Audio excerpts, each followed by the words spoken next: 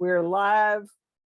And being recorded. We're live. Oh, Tom Benton. Look at Tom Benton coming in under the wire. I knew I it. knew it, Gabe. I knew it. At You knew it. 4:01. He's gonna become the nemesis of all of you, I think. He's playing some. He's gonna say, let's get started before Tom Benton comes on. We can't start before Tom Benton gets on. Tom Benton's here. Let's go. Let's Start it up. I love it. Referring to I himself know. in the third person. Gabe was doing curses. Gabe was doing a curses. Here it comes. As more people came in, Gabe was like, or just me, maybe just me. I think it was just you, Tom. Nothing personal, it's just business. That's the way I like it. Nothing personal, but okay. Gabe's going to be tired of this story, but it's been quite the events week at Warwick's. I want to hear. Okay, starting with Andrea Tetrick, who I just love. Abraham Verghese. Can I just say that? And he's everything all of you want him to be, in person, backstage. So he only has like 60-ish posts on his Instagram page, and 2 of them are from the Warwick's event. Thank you very much. And he says that the 500 books that he signed at our event is the most books that he signed at one time. So Wow. it was a pretty spectacular. It's a lot of books. Thanks for going big, babe. You were the one when you said we need to do this, and I was like, you know what? And I told him that. I said, you have to thank our rep, because she told me, and I said, when we knew it was happening, and I told him this too. I said, and it was before we knew about Oprah. So just saying that we all kind of knew about this before Oprah. We were on board with Abraham well before the announcement. But okay, so this is, and I'll try to be real quick. I know we've got 4 of you, and we've got lots of books to talk about, but I think this is a pretty good anecdote too. So they lost his luggage. So we have 500 books to sign. We opened the doors at 6:15. He was going to show up at 5 o'clock to sign 500 books. Now, mind you, we have to move them from backstage to front of house, which is not a short distance. Lost his luggage. So he's at Bloomingdale's at 5 o'clock buying a suit. So then I'm getting these texts, these frantic texts, right? Now he just has to find shoes. Okay. So finally at about 5:15-ish, the 2 Ubers have canceled on him. So I'm getting ready to run to my car. I'm like, I'm just going to go get him. He's 10 minutes away. Where's my car? I'm going to just go get him. Right. So I'm like trying to run through campus. Then I get the text. It's like, no, hold it. He's going to be there. Don't worry about it. So it's like, okay, 5:45, he shows up, and we signed 500 books before 6:15. Oh, wow. That's a trooper. I mean, some of those signatures might look like Abe Vigoda and stuff.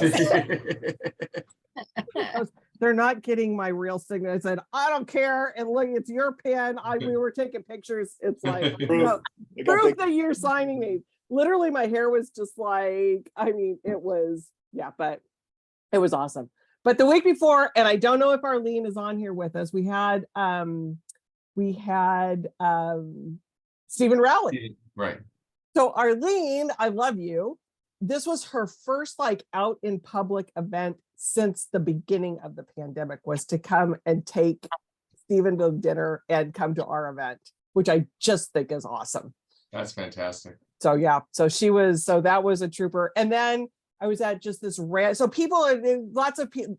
I can't tell you how many people I ran into that watched this, that came up to me at all these events and go, oh my God, we love that you guys are still doing this. I was at not even an author luncheon. I was at a fundraiser, and I'm not going to call you out because you may not want to be called out, but sat next to a lady that watches Tea Time. Amazing. We are famous. Are you kidding me? No. Is that crazy? Yeah, that's wonderful. That's magical. Yeah. So I love what we're doing. We're going to keep doing it, and it's because of all of you. So let's get into some book recommendations. It's going to start with Gabe. It's going to go Gabe, Steve, Andrea, and Tom. Tom Benton. And Tom and Tom Benton. Okay, Would have Gabe, been back to Gabe if it wasn't for Tom Benton after Andrew, but just saying. just saying, Just not mean saying. anything by it. Okay, Gabe. So Ooh, a all new the Richard Ford? oldsters will know Richard Woohoo. Ford. If you have never heard of Richard Ford, you've heard of Richard Ford. He has been a big part of Warwick's history through the past. He's a major bestseller. And this is a Frank Bascom novel. And for those who don't know, Frank Bascom is the original character that Richard Ford created, and probably like more than 40 years ago. Wow. And I think there are 4 all told. And he, you know, they're so far apart that each one catches Frank Bascom in a very different point in his life. But somehow Bascom's worldview doesn't change a whole much. So you're getting kind of the same look and Frank Bascom every time. In this particular story, Frank is faced with a really tough challenge. He's actually caring for his son, who has been diagnosed with MLS. And the center of this novel is a road trip to Mount Rushmore with his son, who has MLS. And in spite of how serious a writer Richard Ford is, his novels and Frank Bascom is a funny character. And the novel is filled with trademark Bascom Ford humor.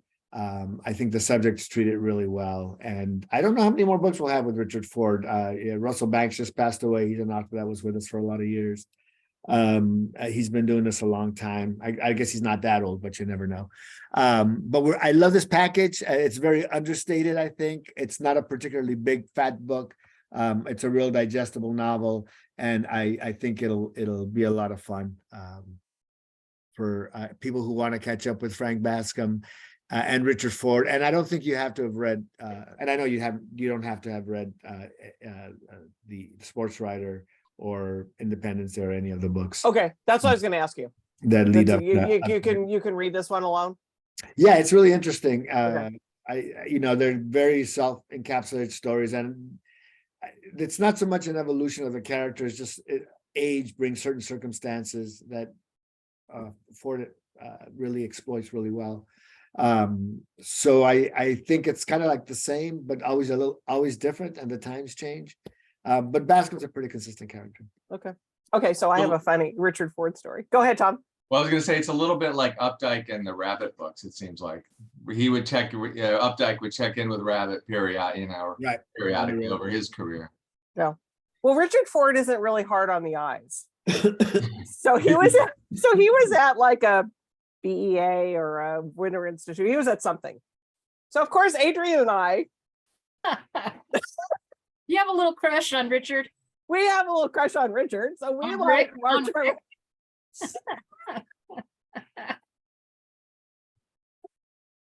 up. Those hearts. Adrian, right? And so we're like, oh, you have to come because I think he's been to Warwick's before. I think he has done it years and years and years ago. But so we're like, oh, you need to go. And I'm like, when we walked away, I looked at Adrian and said, he's never coming to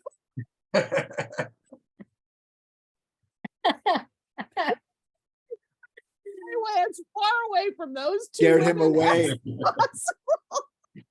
I've never seen him may- in Southern California. Yeah, and you two may Maybe- have gotten into his journal entry that night. Yeah. That's right. You'll show up in the papers of Richard Ford. Note to self. Avoid La Jolla, crazy women. But even, and I mean, he is older, Gabe, to your 79. point. Yeah. 79. And this was maybe, this wasn't that many years ago. Still not bad on the eyes. Just gotta say. Just saying. He reminds me very much of Clint Eastwood. Very Clint Oh, yeah. Eastwoodish I can see looking. that. And his prose will be timeless in its beauty. Yes. There you go. But so There you that go. was a pretty fun. I was like, come on, don't you want to come to La Jolla? No, You weren't interested in his prose, though, I don't think. I don't think so. Okay, Can I Steve. invite you up to the hotel room to look at his prose? Yeah. Oh, wow. Hey, Steve, save us right now. Ouch. Steve Ajinsky. You know, when there's an author who isn't hard on the eyes, and in the book business, we call that highly promotable. Right, exactly. It is. Or That's what they mediagenic. always say, is it Or not? mediagenic. We have a very Mediagenic, mediagenic author. Nice. They So can never funny. say handsome or, you know, not Right. hard on the eye. It's always a highly promotable. Highly author. promotable author. In other His words, go look code at his go look It's at his code picture. for their, it's code for they're really hot. Okay. Go look at their picture now. Yeah. All right. With no segue to my first book, Yeah. I go to Loot. Oh, And it comes out tomorrow. It's by Tanya James. I love this book. It's takes place in India in the 18th century. Got to get my centuries right. Britain's already kind of colonized, or the most of the country, and there's this one little, there's all these little fiefs within India, and this one ruler, I can't remember if he's called a king or whatever, but he commissions, he wants to have this automaton made of a tiger devouring an English soldier. This is a real thing that got produced. So he brings in, he's got already working for him this clockmaker from an Englishman, and he brings in a young boy. He hears who makes toys. Who's a carver of toys, and he is brilliant at what he does. And then he teams. He becomes the apprentice of the clockmaker, and they make this thing. It's just an incredible thing. And of course, then the whole palace area gets overrun by the British, and this beautiful object just kind of disappears, as does our main character, this young Indian boy. Well, eventually the story moves on to France and England as he tries to locate where this beautiful piece of art went. I'm not describing it greatly. It's beautifully written. I like to think of it as a great masterpiece theater kind of novel, where it takes you to different places. There's an old English manor house. A lot of the action takes place. Great characters. There's a nice love story to it. I'm trying to think if it's got any good quotes I can read you on it. Steve, Here's remind us, one. is it a debut? No, she had at least one other book. I know about 5 years ago, it was completely different. It was called The Tusk That Did the Damage, Okay. which was about an elephant getting revenge on hunters, which is pretty good. Hello. So here's one quote from Lauren Groff. I read Loot in a single sitting. It is a wild, dazzling 18th century romp across continents with profound things to say about invention and self-reinvention, class and fate, and the deeply human hunger to create family as both bulwark against loneliness and constant source of light and warmth. That's from Lauren Groff about the beautiful novel. I really highly, highly, highly recommend this. I've lost it on my iPad, but it's Loot by Tanya James, and it's out tomorrow. That does sound really good, Stephen. You know what it sounds? It sounds like a really good book club book. It sounds like a great book club. It would be a Yeah. great book club. Lots to think about and talk about. Kim's on here saying Loot's on her list already. So Yay. And she says it's the Nerdette discussion book for 2023. great.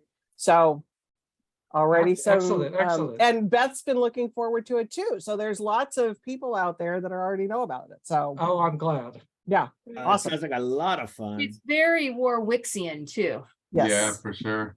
Yeah. You know, I mean, come Yes. on. And Darwinian. Not Darwinian, Dickensian. Yeah. Not there you- Darwinian at all. Darwin. Yeah, It's but there you- Dickensian. Yeah. Okay, everybody's still back on our Richard Ford. So freaking Amanda. Richard Ford was like pros before hose. Amanda, I mean, you are, that was, it was, you had a good break. I can tell. You're just very She's fresh. on it, and I'm loving Beth Doherty says that to your point, she's so sweet. To your point, Steve, she said, Julie, I'm sure Richard thought you were highly promotable too. That's right.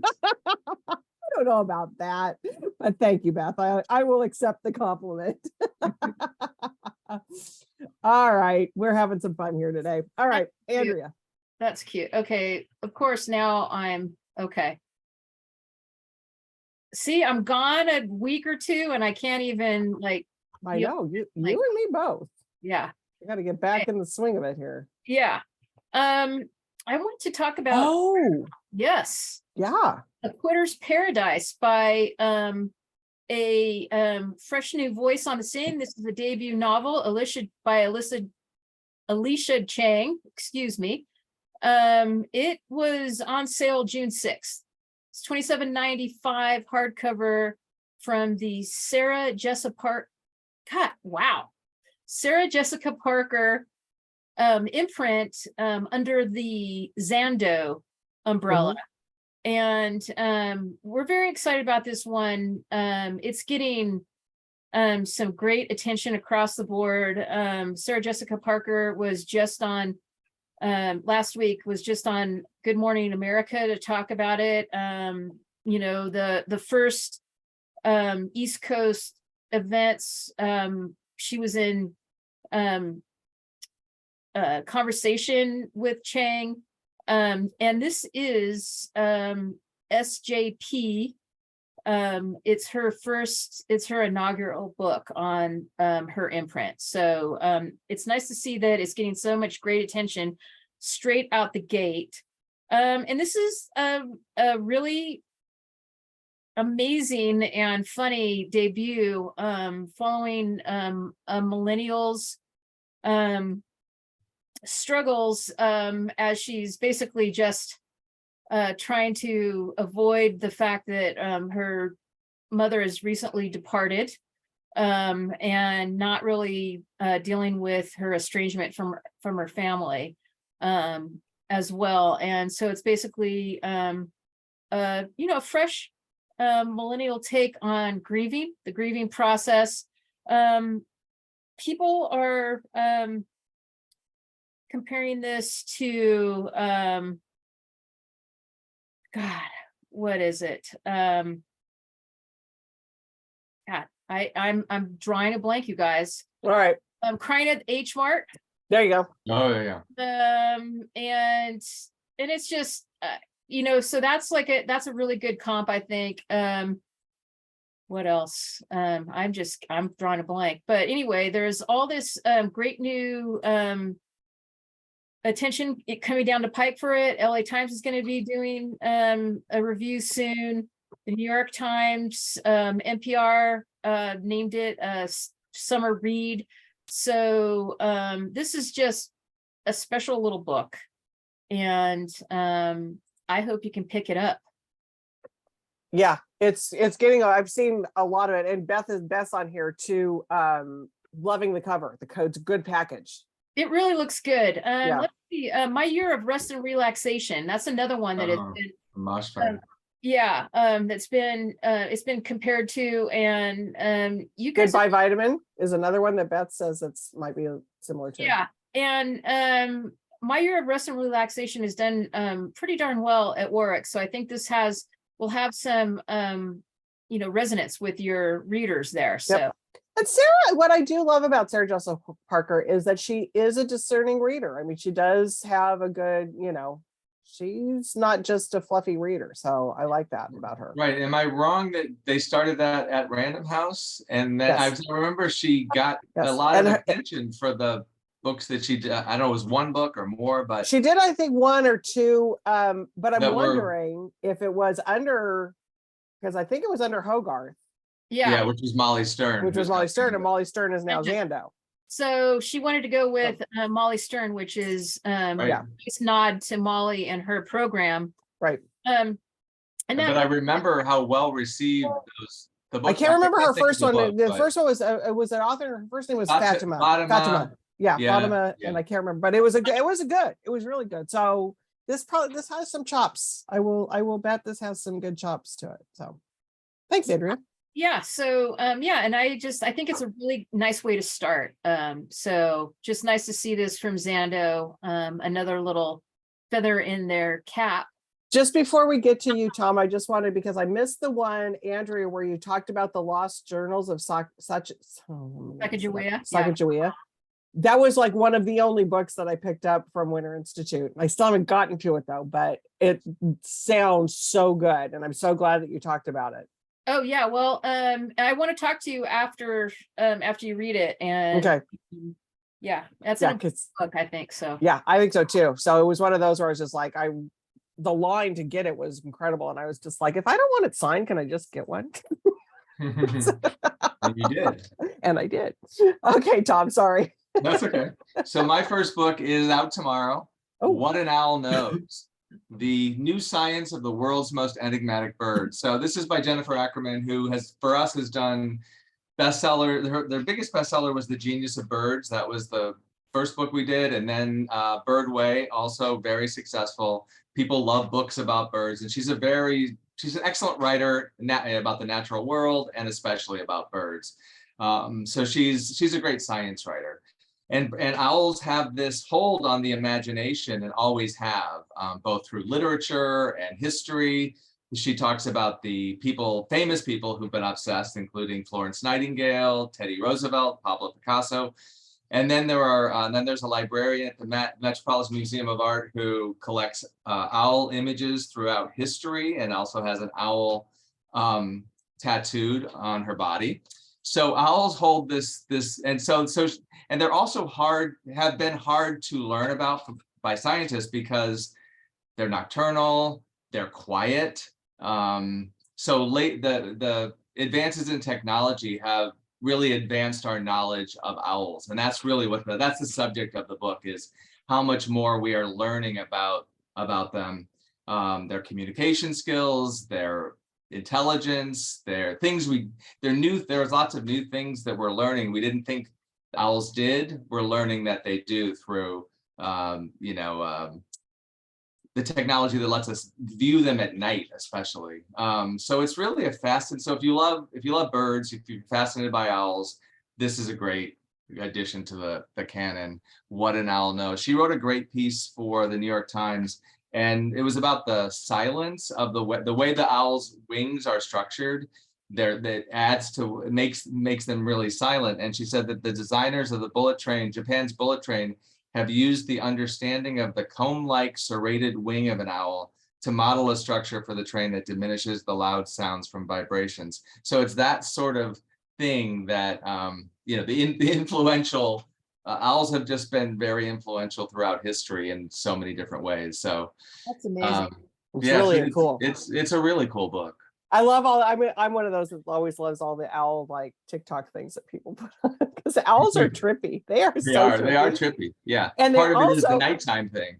Yeah. And they also, when you take away all their feathers, they're like this big. Yes. They're like Yes. they're like these skinny little things. Right. Take away all the feathers, and it's like, that's all there is under there. It's true. It's true. It's really weird because they look like they're so, Right. But then they're not. Okay, Gabe. All right, I am going to discuss Hands of Time, A Watchmaker's History by Rebecca Struthers. I love watches. I grew up, my dad taught me you always wear a watch, you always have a pen in your pocket. And you wear your watch on your left hand, not on your right. Only Philistines wear their foot. A lot of little rules my dad had that stuck in my I like brain. your dad's rules. I like them. But He but a was watch is correct. He was.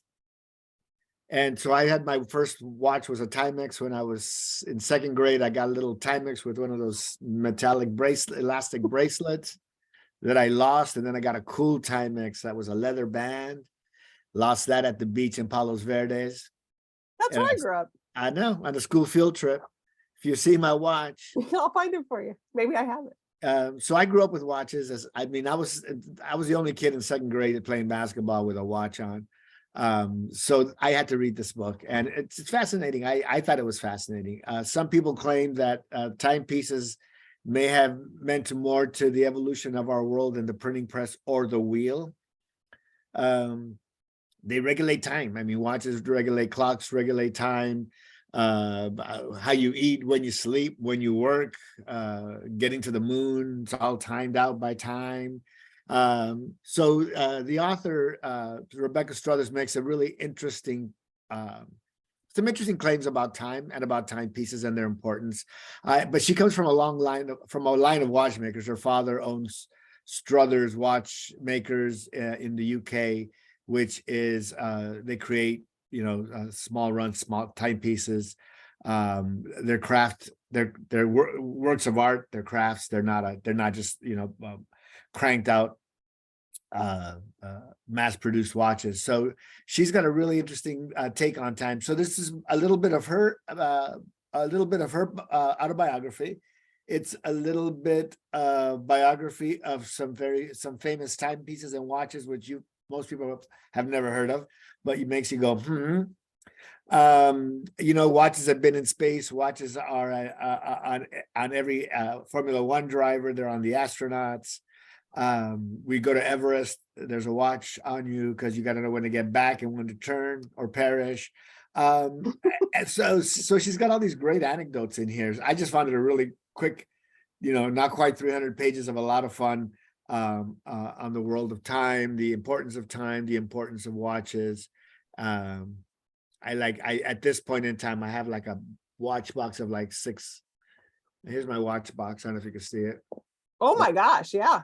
And then I got a watch on my wrist, and then I got a couple of things laying around. So I love watches. And even though I walk around with this thing, I still look at my watch. Yep. So there's people out there. You know who you are. I loved your little, you suddenly put this in. The thing about wherever Everest or look at your watch or turn around or perish. I mean, Well, it's true. I mean, divers need it. divers, yeah. The bottom of the oceans, Turn around, space. turn around or perish. I might need to put that on a t-shirt. Put that on a doormat. This is a great Father's Day gift for sure. Put it on my desk. This is perfect timing for this book for Father's Day. For sure. And your dad, that's class act right there.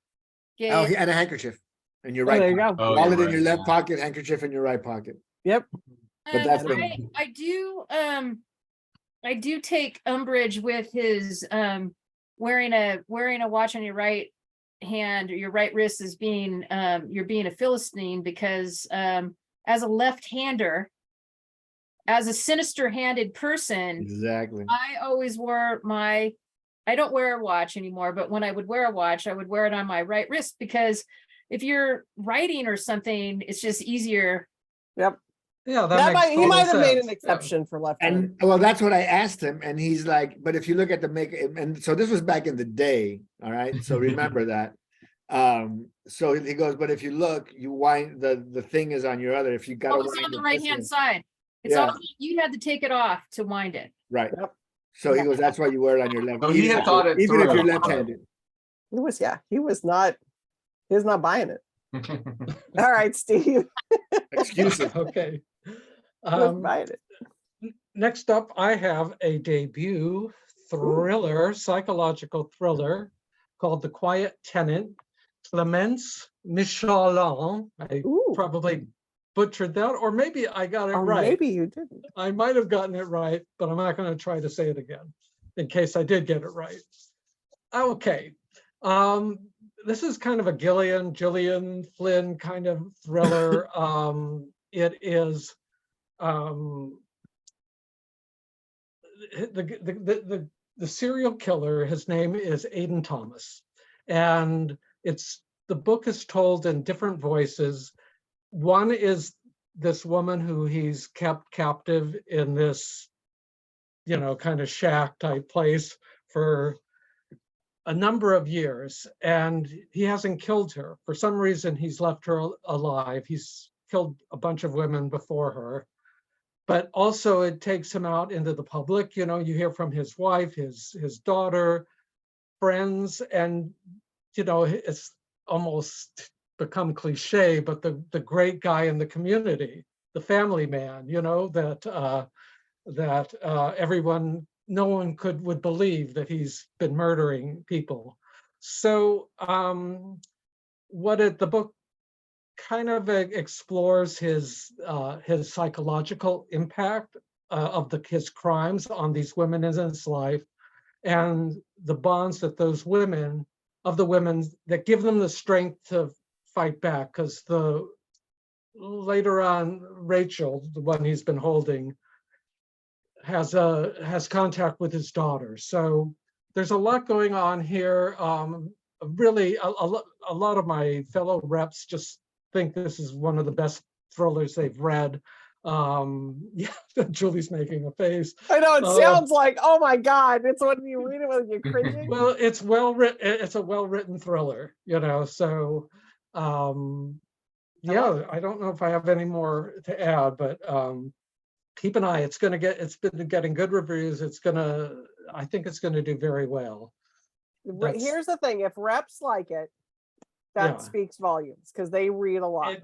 It does. And also there's an audiobook for it that you can download through Libro, right? Mhm. And I've listened to that, or part of it, and it's really well done, the audiobook. If you'd rather go that way with it. Yeah, sometimes I've tried listening to some and I have to read them quicker, because it's like, especially when there's certain scenes, it's just like, okay, I need to get through this. Yeah. You're right about reps. We are some of the toughest critics. You are. Yeah. You really are, because you read so much Yeah. that you're discerning taste, and when you all agree on something, Right. you pay attention. Yeah. Oh, yeah. I mean, I listen to my colleagues all the time if they've read something that I haven't gotten to on the list. Like, Yep. Yeah. And we share that intel, of course. Yeah. And it's like, oh, okay, I need to pay attention to this. I need to go back and take a look. Yep. And also, because we've been doing this for so long, we're all geezers, let's face it. Okay. In the first 10 pages, if a book has it or not. You do. You do. You just You do. do. Yeah. And here's the thing, and Beth Johnson's agreeing. She goes, reps and booksellers are her jam. She says it's changed her reading life. And it's true, because here's the thing. And this is, I know nothing against book clubs, nothing against people sharing, but it's like the average person that's out there that tells you that they've loved a book maybe only reads 5 books a year, if that. Yeah. So, It's true. Anywho, I could get on all that, That's but true. yeah, reps and booksellers are where you need to get your, but we're not, Gabe and I are taking umbrage with your geezers. Yeah. I'm taking umbrage. I thought I misheard Andrea I there. I know, wasn't but sure see, what- now Turn you're up your saying hearing you're a aid, Tom. geezer.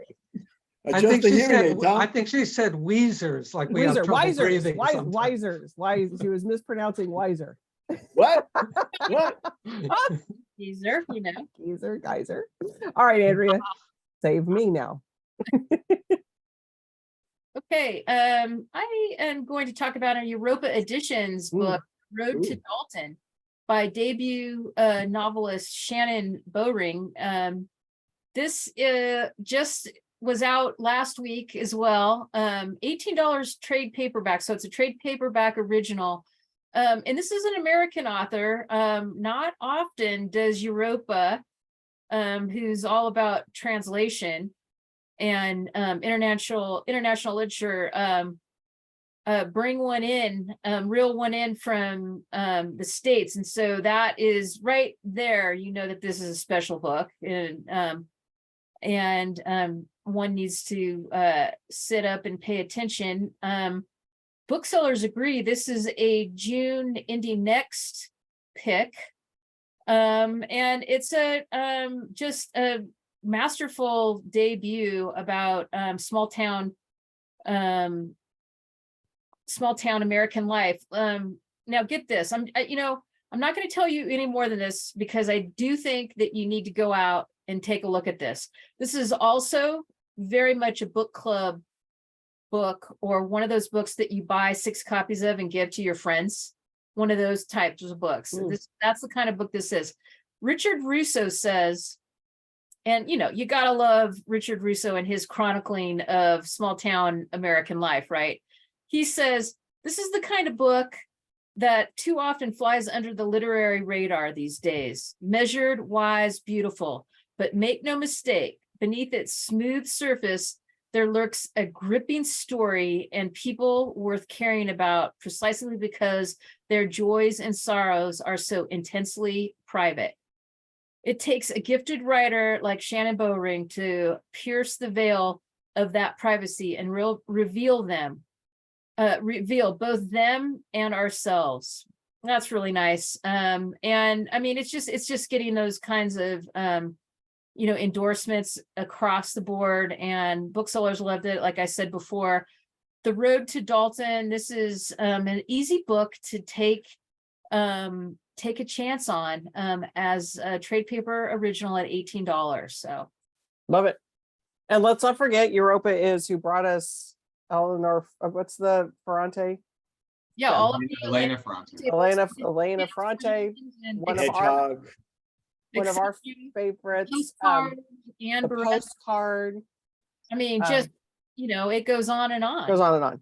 So Yeah. you're not taking too much of a chance on right. picking this one up because No, I it's, mean, all the Japanese literature that they're bringing, like that Yeah. that really great like contemporary Japanese Yep. lens. but I some mean- of our favorites at the store, like Freshwater for Flowers. Yep. So there's a lot of Europa titles that we at Warwick's love. So My God, what is that? I realize what's going on. I have a tension headache based on a neck issue. That's Ooh. my problem. Elegance of the Hedgehog, another one. Elegance That's of the right. Hedgehog. I was trying to think of Hedgehog. That's Right. right. Elegance of the Hedgehog. I mean, like hundreds of thousands of copies, Yeah. So Beth is on here too, saying she loves the cover, and it is a really good cover. It It's is. a good It's really cover, too. nice. All right, Tom. Shadow Okay, Play. so- Yes, we got to remember Shadow Play. Oh, that's right. It's pretty much all their entire list. I mean, Their every entire book list is- is their entire list is pretty yeah, good. really Pretty good. good. So I have nothing but Warwick's bestsellers this today, all through the list. Fiona Davis. The new book is The Spectacular, and she's a national bestseller and a Warwick's bestseller.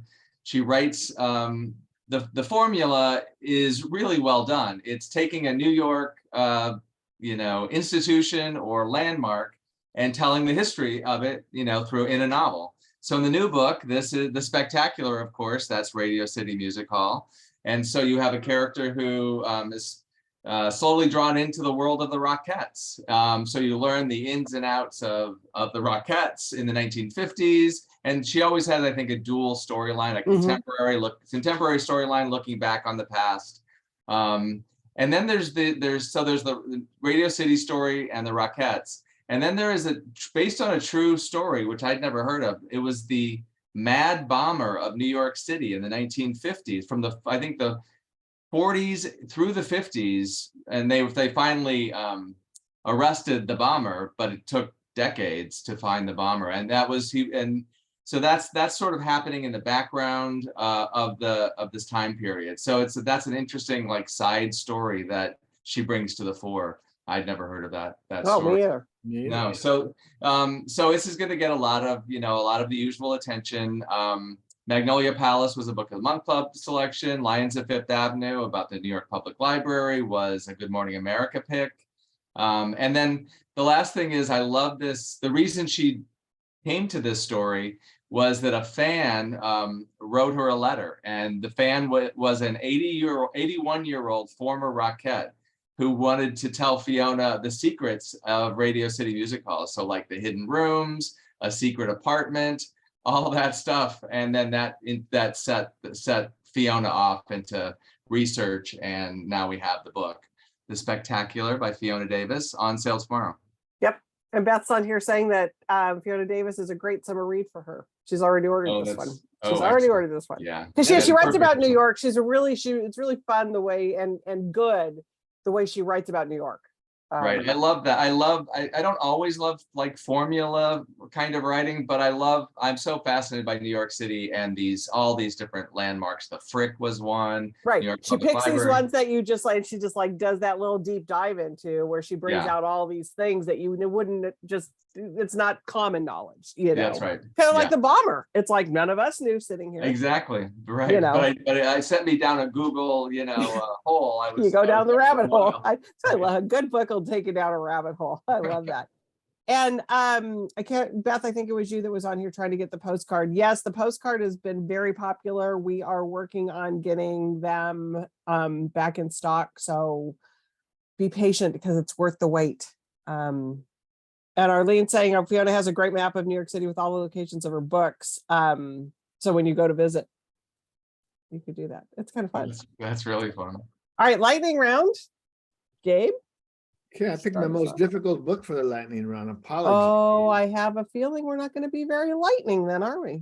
No, I must start it. No, I'll be as quick as I can. This is a novel I'm that just is giving a you some really, grief. it's a really interesting. You're holding me up, girl. You're only punishing yourself and everybody else. Julie. Okay, sorry. So this is a novel that when I read it, I read a big chunk and I went to a sales conference and said, I found this to be really interesting and surprisingly good, but it is dark and I don't know how attractive it's going to be for the average reader. And a lot of readers were like, this is a tough read.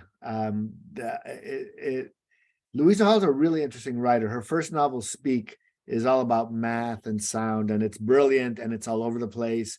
And when you're done with it, you're like, dang, that was a brilliant read, and you feel great about yourself. And her second book was on Los Alamos called Trinity. And it's more of a straight up novel with a basic, just basically talking about what was going on with Oppenheimer and Los Alamos during the war. And in Reproduction, we got a really complicated novel, which is the author. So the story begins with a woman who is writing a novel about Mary Shelley. It's 2018, it's pre-pandemic. So this book is obliquely about Mary Shelley. I think what Louisa does is she uses Mary Shelley's life as the construct of her life, as sort of the outline of her life.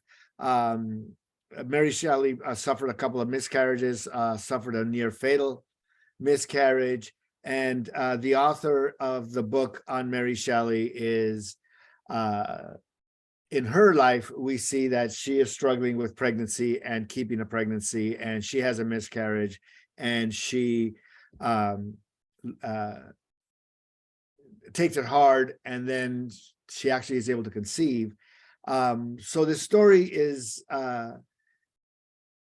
not quite a linear, it's kind of a linear narrative, but it's almost like a literary experiment. It's all over the place in what it's doing. So we're using Frankenstein and creation, so you kind of get that parallel.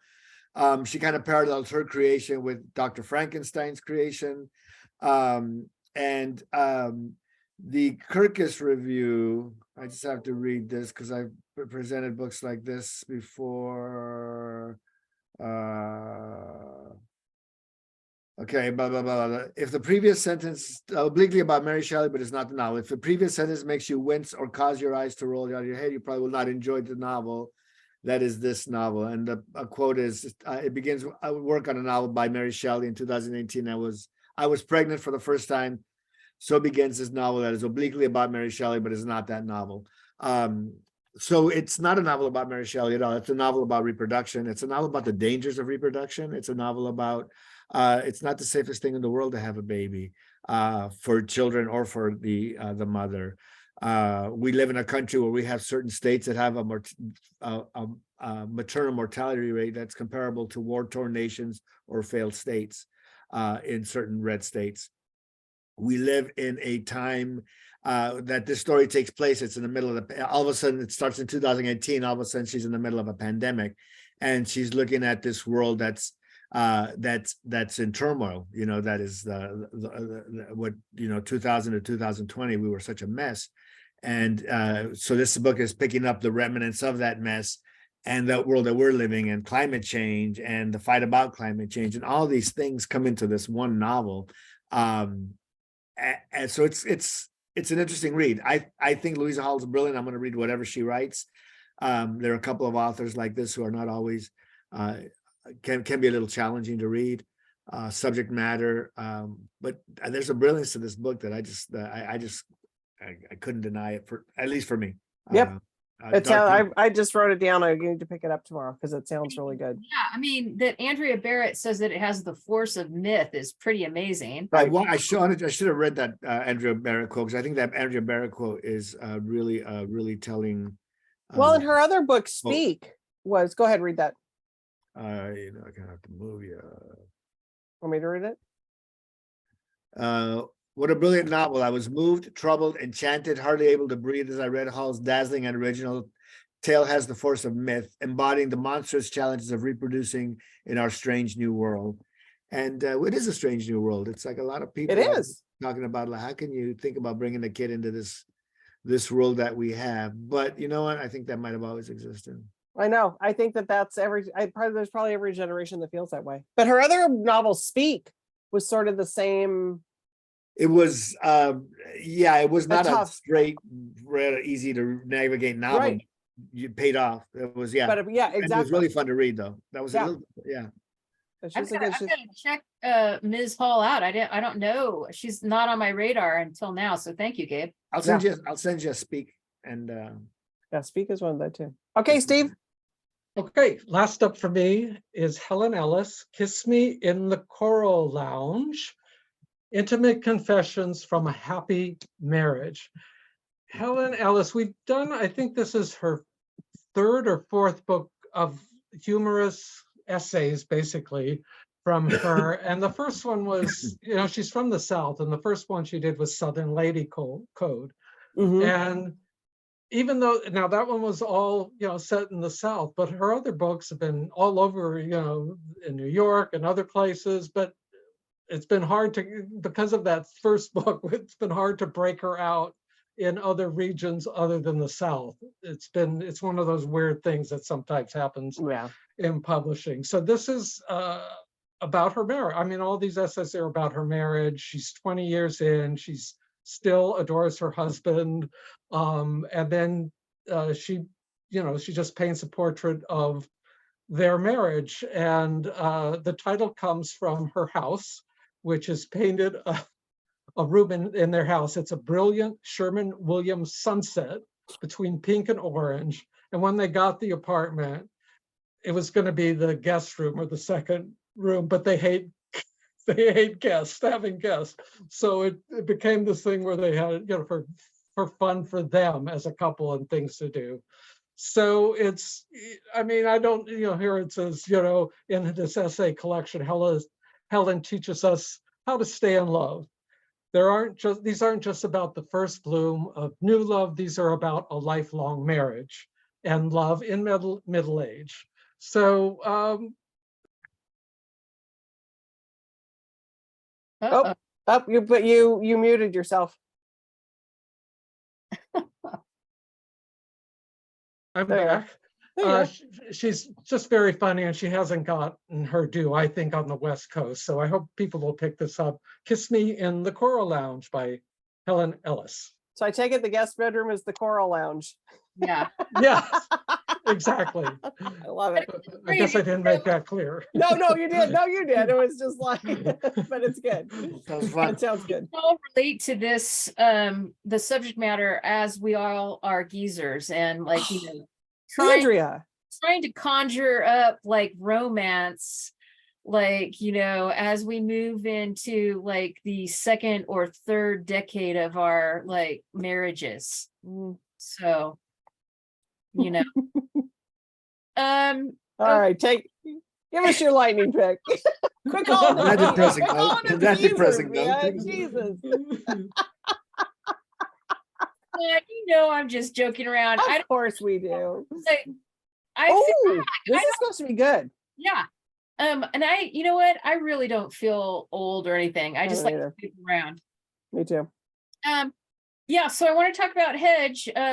Jane Delury. This is from Zibby Books, and they're a new publisher. This is the second season that they've been doing books, but Zibby is all over the place, talking about books, endorsing books, and now has her own, well, basically she has a media empire, a book media empire, right? The books that she's publishing are getting some really great attention. And this is one of those books. Oprah Daily had this as a great spring read. People Magazine has this as one of their summer reads. A good Kirkus review. So like, all over the place that people are coming to this novel. And this is the story of a woman, a middle-aged woman who is a mother, a devoted mother, but struggling with her marriage. There's no Coral Room, okay? The Coral Lounge is not Right. happening. Coral Lounge isn't happening in this one, baby. It's not happening. She's a garden historian, hence this great cover, The Hedge. And she's asked to help restore a lush 19th century garden in the Hudson Valley, where she meets, while doing this job, an archaeologist who piques her interest. Maybe there is a Coral Lounge. Yeah. She's struggling with this, right? I mean, her daughters after school lets out are going to come and join her while she's doing this restoration project. There's some tension. She's wondering if one of her daughters knows that there might be something up with this person that she finds interesting intellectually and, physically. I mean, it's all happening. Things are firing. All everything's firing. So she's just trying to figure this out and come to grips with it. So ensues this really beautifully told tale of, somebody in middle age struggling to, decide where to go, what to do. She's like, what do you do? Like, I've got children. I've got this marriage that I am, it's not working. There's a compelling person that is, causing me to, feel renewed. What do you do? So that's, I'm not going to tell you anymore, but that's Hedge. And it's just, it's beautifully rendered. And I appreciate the honesty of it, right? It's unvarnished, I mean, things happen.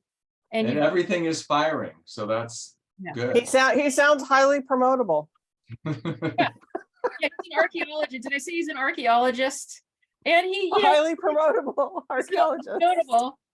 And he's paying attention to this interesting woman who's been, not being paid attention to. So Okay, you've already got Kim on here that says you had her at Garden Historian, so that's all you need to say. yeah, it's So you very had it cool. right I there. mean, just the whole idea of a lush 19th century garden in the Hudson Valley. That sounds interesting. Don't you want to be there right now? So Exactly.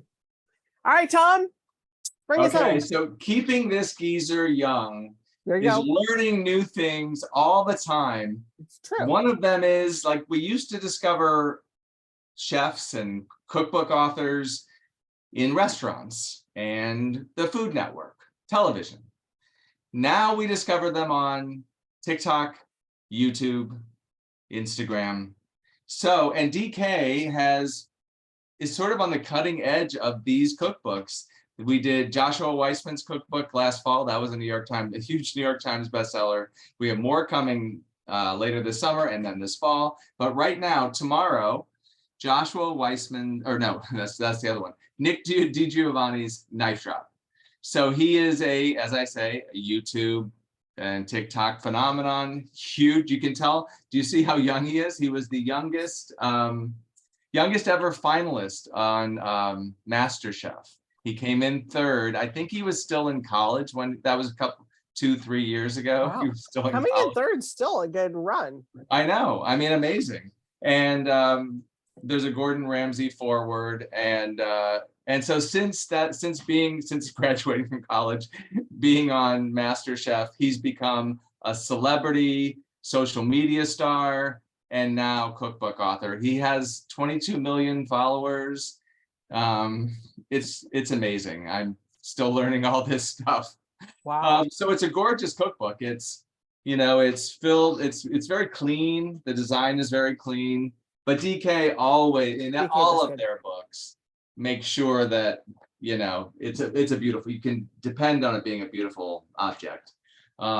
So he'll be all over the media. He's going to be on Good Morning America tomorrow. It's on sale tomorrow. It kicks it off tomorrow. So that's Knife Drop. You'll be hearing a lot more from him. $35 hardcover, which these days is a really great value. That too. is a good value. Yeah. It doesn't hurt that he is highly promotable too. Yes, he That's is. what Beth Doherty just said. Take a look at him. Yeah. I would call him highly promotable. I would say he's highly promotable. Oh my God, we're losing it here. I just wanted to really quickly say, the new Lauren Groff's next up for me, but I just finished Gabe, the Ann Patchett, the Tom Lake. Ah, Spot on, so good. Everybody just pre-order it, so it just shows up on your door when She it comes does. out. Yeah. Because Anne, unfortunately she's not coming to San Diego this time. I get it, she's but it's just quintessential excellent Ann Patchett. So good. So And Tom I Lake. can quote you that Lauren Groff is next on your. It is on my list. It is Okay. I'm reading one right now called Time's Mouth. It's a Catapult book. It's Eden Lapuki Who's that by? Catapult. It's Eden Lapuki Yeah, right. who wrote California. Right. It's out there. So good. I've got two Catapult books by my bed, a Welsh writer and a Spanish writer. Yeah, no, this one's Eden and it is out there. It's so good though. It's a look at California. Yeah, I won't get it, but it's good. But it's at Lauren Groff is next. Excellent. Lauren Groff is next. All right, everybody. And then Sacagawea is on that list too. Steve, I'm not sure who I got from you, but I got somebody. I got somebody that'll be on there. I'll make sure. Okay. All right, everybody. We kind of went a little long, but I was babbling. I was interrupting. I was just being. I promise better behavior next week. No, No, please. look at No. it. It's like, no, That's not no. why we tune in. We All want right. more viewers, not fewer viewers. Exactly. Happy reading, everyone. And we will see you all next week. Bye. Bye.